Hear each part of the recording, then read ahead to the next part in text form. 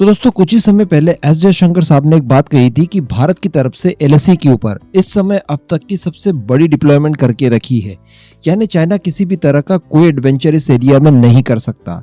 इसके अतिरिक्त भारत की तरफ से कई सारे हाईटेक वेपन्स भी इस इलाके में डिप्लॉय किए गए हैं। हम सभी जानते हैं कि भारत को 2 रेजिमेंट S-400 की मिल चुकी है, जिसमें पहली तो पंजाब सेक्टर में डिप्लॉय की गई है, तो वहीं पर दूसरी को नॉर्थ ईस्ट वाले इलाके में डिप्लॉय करने की बातें सुनी थी। कहने का मतलब एलएसी को प्रोटेक्ट करने के लिए एक S-400 की यूनिट का इस्तेमाल किया जाएगा, लेकिन हम सभी जानते हैं कि S-400 को हर स्थिति में इस्तेमाल करना सही नहीं होगा। पहली बात तो ये कि ये भारत के लिए काफी ज्यादा महंगा होगा, और दूसरी बात इसके साथ कई सारी अन्य लिमिटेशन भी है। तो ऐसी परिस्थिति में यहाँ पर फेजेस में कई सारे एयर डिफेंस सिस्टम्स को डिप्लॉय करना बहुत ज्यादा जरूरी है, जिनके अलग अलग काम हो, अलग अलग रोल हो और अलग अलग टारगेट के लिए अलग अलग एयर डिफेंस सिस्टम्स का आप इस्तेमाल करें। और वैसे भी एलएसी जो है वो काफी ज्यादा लंबी है, काफी बड़े एरिया में फैली हुई है, और एक रेजिमेंट S-400 की इनफ यहाँ पर नहीं हो सकती। इस वजह से एक और प्लानिंग की गई। जी हाँ, बताया जा रहा है कि भारत की तरफ से ईस्टर्न बॉर्डर पर अब्र एयर डिफेंस सिस्टम को तैनात किया गया है। अब ये अब्र एयर डिफेंस सिस्टम कौन सा है, क्या है इसकी खूबियां, चलिए आगे हम लोग डिस्कशन करते हैं। आप वीडियो को एकदम एंड तक देखते हुए चैनल को सब्सक्राइब जरूर कर दीजिएगा। तो दोस्तों ये अब्र एयर डिफेंस सिस्टम कोई और नहीं बल्कि भारत इजराइल के द्वारा संयुक्त रूप से तैयार किया गया MRSAM है। जी हाँ, हम सभी जानते हैं कि जब भारत की तरफ से इजराइल के साथ ये डील की गई थी, जिसमें भारत की तरफ से DRDO और इजराइल की तरफ से इजरायली एरोस्पेस इंडस्ट्री द्वारा संयुक्त रूप से मिलकर इसे बनाया गया, उस समय चाइना की तरफ से बड़ी कठोर प्रतिक्रियाएं निकल कर आई थी। चाइना के हर मीडिया हाउस ने, हर थिंक टैंक ने भारत को काफी ज्यादा कोसने की कोशिश की थी, लेकिन इसके पीछे का कारण ये था कि भारत एयर डिफेंस सिस्टम्स के मामले में काफी ज्यादा मजबूत हो जाएगा, क्योंकि इजरायली एयर डिफेंस सिस्टम्स का जो स्वैग है वो थोड़ा सा अलग ही था।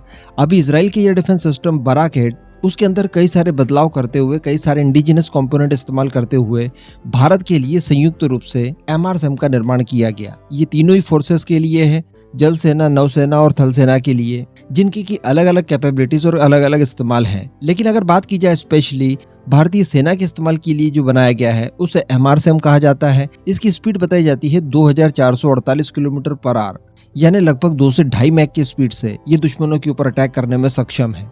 और ये मीडियम रेंज में यानी 70 किलोमीटर के आसपास का आपको कवरिंग एरिया देता है, और इन 70 किलोमीटर के एरिया में किसी भी तरह का कोई भी टारगेट हो, ये बड़ी आसानी से उसे न्यूट्रलाइज कर सकता है।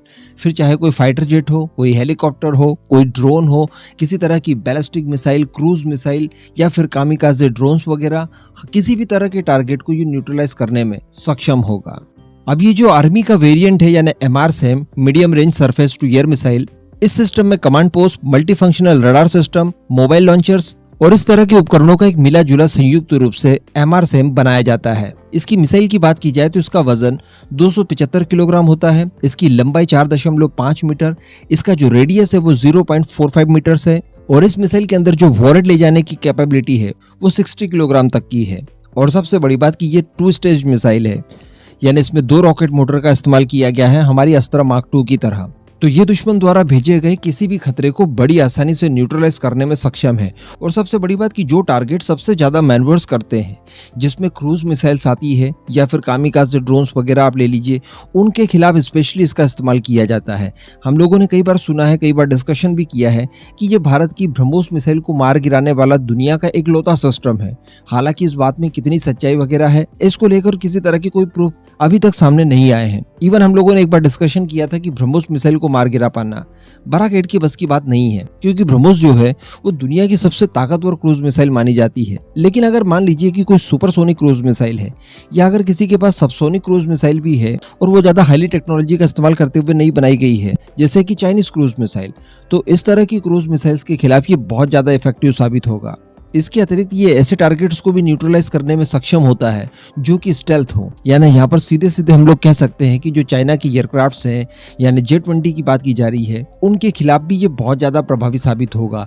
तभी इस एयर डिफेंस सिस्टम की डील होने के बाद से ही चाइना के द्वारा भारत को बहुत ज्यादा कोसा गया। चाइना ने भारत के 2 हथियारों को बहुत ज्यादा क्रिटिसाइज किया है और उनके पीछे काफी ज्यादा स्टडी की है। उसमें से एक है ब्रह्मोस और दूसरा है बराक-8 जिसका कि ये वेरिएंट MR-SAM अभी हम लोगों ने डिप्लॉय किया है। इन दोनों हथियारों के पीछे चाइना का मीडिया, चाइना के थिंक टैंक्स, वहाँ के आर्मी जनरल्स, इन सारे लोगों ने मिलकर कई बार डिस्कशन किए हैं, बड़ी बड़ी डिबेट्स की है, कई सारे आर्टिकल्स लिखे हैं।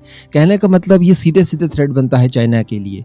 अब S-400 के बाद इसकी भी डिप्लॉयमेंट वहाँ पर कर देना, ये डेफिनेटली चाइना के लिए एक बुरा साइन होगा और ये भी शुरुआत है। इसके बाद आकाश-SAM का नंबर आता है, QR-SAM है।